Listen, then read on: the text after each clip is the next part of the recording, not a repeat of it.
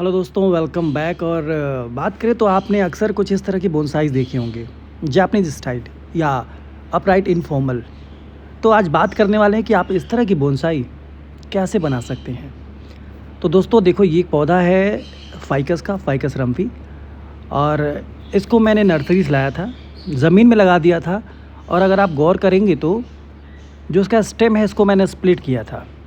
जी हाँ, stem splitting एक बहुत अच्छा तरीका होता है बोनसाई का। आप एक टिप्स कह सकते हो कि कम समय में ना आपका जो, क्योंकि हर कोई देखो चाहता है कि जो उसका बोनसाई हो, जो उसका स्टेम हो, बहुत चौड़ा हो। तो बेस को चौड़ा करने के लिए ये ट्रिक यूज़ किया जाता है। और देखो, ये बहुत आसानी से बाहर निकल गया। ऐसा क्यों हुआ? और रूट्स भी चारों तरफ फैली हुई, क्योंकि जब मैंने इसको लगाया था तो ज़मीन में एक टाइल का टुकड़ा लगा दिया था, जिससे इसकी रूट्स देखो चारों तरफ स्प्रेड कर गई थी। देख रहे हो, बेस बिल्कुल चपटा है, रूट्स चारों तरफ फैली हुई हैं।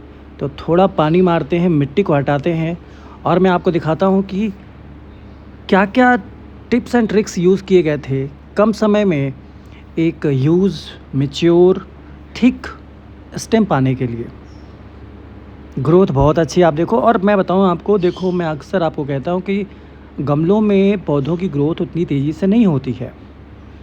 तो बेटर तरीका क्या होता है कि अगर आप चाहते हो कि शॉर्ट टर्म में आपको एक मैच्योर बोनसाई मिल जाए, थिक बोनसाई मिल जाए, चौड़े तने वाली बोनसाई मिल जाए, तो मैं आपको हमेशा सजेस्ट करता हूँ कि आप अपने पौधे को नर्सरी से लाइए और उसको ज़मीन में लगा दीजिए। अब देखिए, देख रहे हैं कितना गैप है। और गैप क्यों है?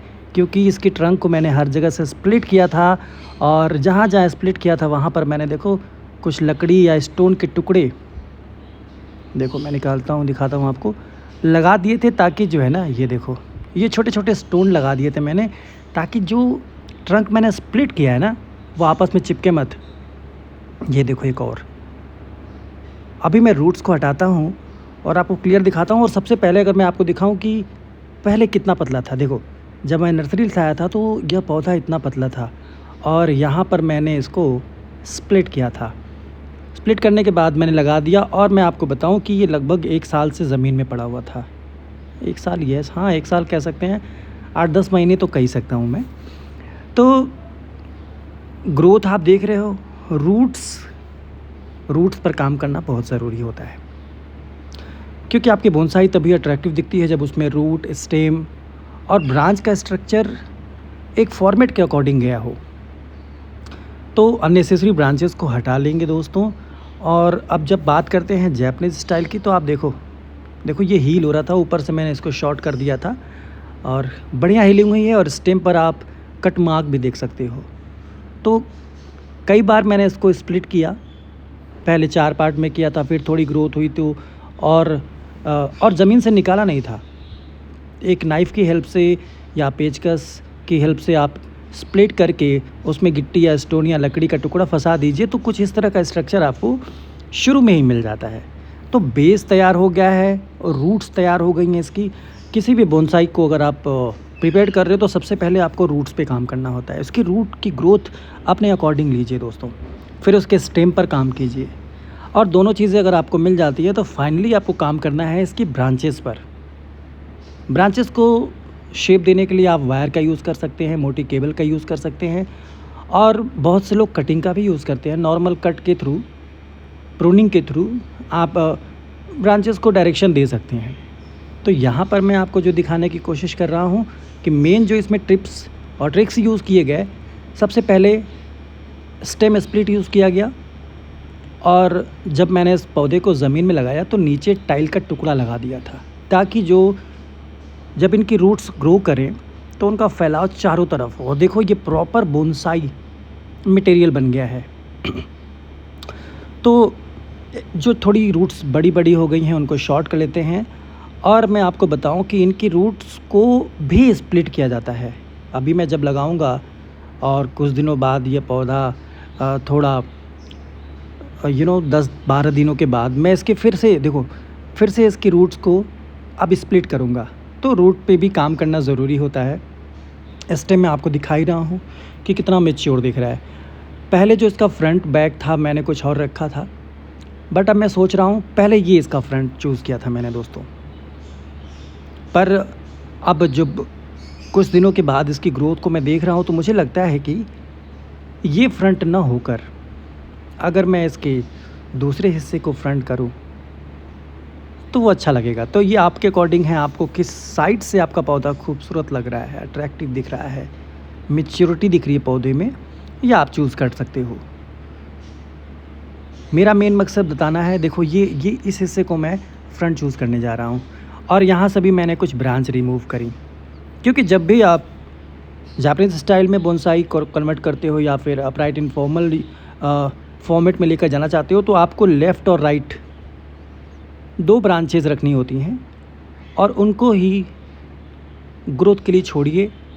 और आपको इन बात का भी ध्यान रखना है दोस्तों कि आपकी बोनसाई 360 डिग्री का व्यू देती हो, मतलब चारों तरफ ब्रांचेज़ हों, सिर्फ लेफ़्ट और राइट में लेके नहीं चलना है।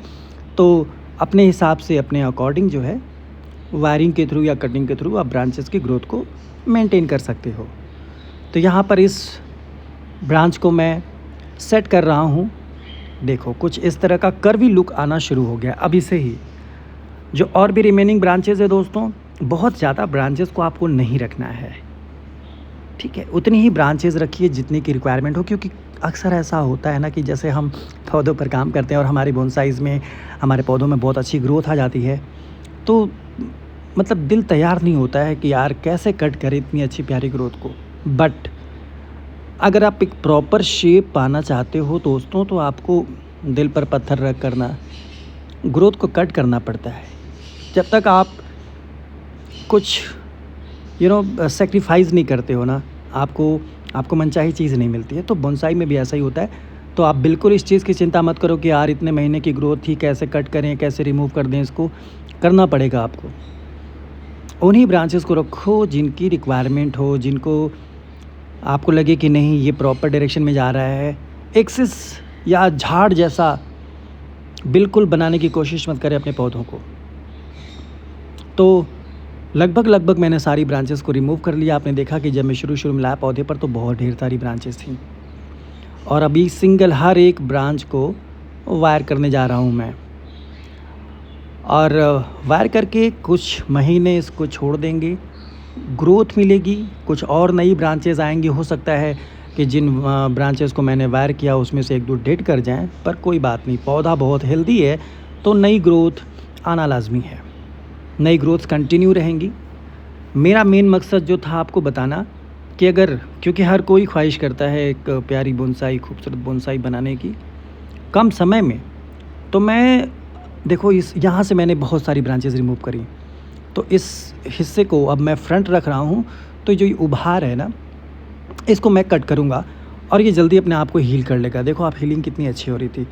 तो अगर आपने मेरी पुरानी वीडियोस देखी होंगी तो आपको अच्छे से पता होगा कि मैं हमेशा आपको ऐसे तरीके बताता हूँ, ऐसी वीडियोस लेकर आता हूँ जिसको अगर आप बिना स्किप किए देखते हो तो आपको कुछ तरीके पता चलते हैं जिनसे आप शॉर्ट टर्म में जल्दी एक मैच्योर बोनसाई मिल जाती है।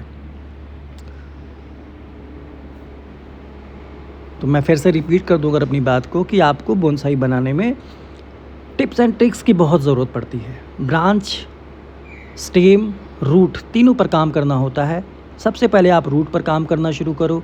जब भी अपने किसी पौधे को ज़मीन में या गमले में लगाओ तो नीचे बेस में कुछ भी टाइल, स्टोन या कोई प्लास्टिक का टुकड़ा रखो, ताकि उसकी जो रूट्स हैं, उनकी जो ग्रोथ है स्प्रेड करे, चारों तरफ फैलाव हो उनका। पहला।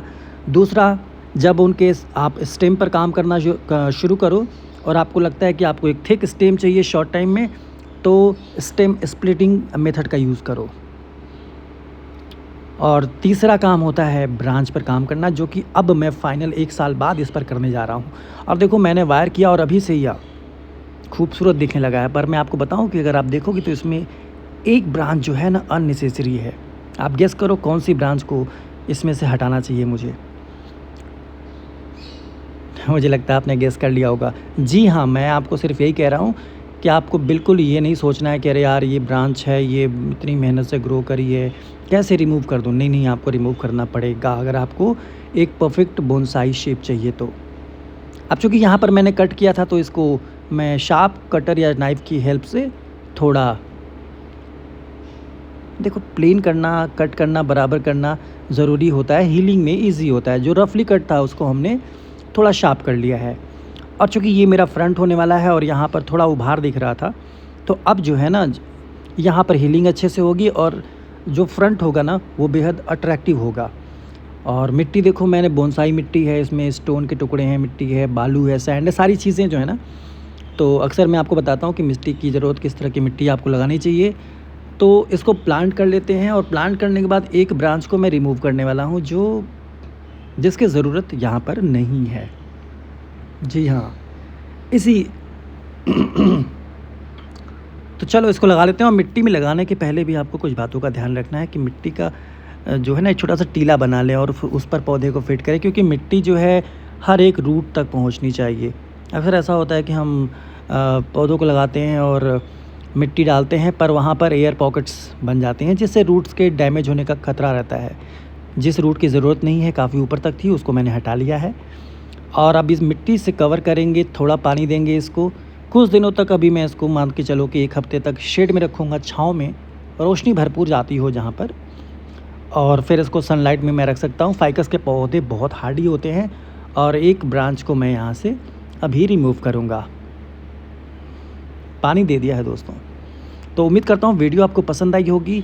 और सच बताऊँ तो अगर आप बोनसाई बनाने के शौकीन हैं और ऐसे ही टिप्स एंड ट्रिक्स जानना चाहते हैं तो आप हमारे चैनल को सब्सक्राइब कर सकते हैं। तो ये काम पूरा हो गया है, बट एक काम बाकी है। जो एक ऊपर की तरफ ब्रांच दिख रही है ना, वो अननेसेसरी है। तो मैं शुरू में ही काट सकता था, बट मैं सोच रहा था कि आप लोगों में से कोई मेरी गलती बताओ या गेस करो। तो इस ब्रांच को यहाँ से रिमूव करेंगे। बाकी जो है मुझे लगता है कि स्ट्रक्चर जो है ना एक फॉर्मेट जो है ना पूरी तरह से रेडी हो गया है। तो कैसी लगी बोनसाई आपको और वीडियो कैसी लगी?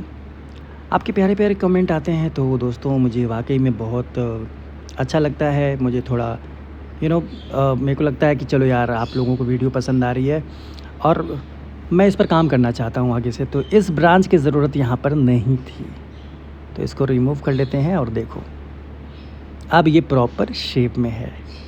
तो उम्मीद करता हूँ दोस्तों वीडियो आपको बहुत पसंद आई होगी और जो भी आपके सजेशंस हो प्लीज़ कमेंट करके बताइएगा।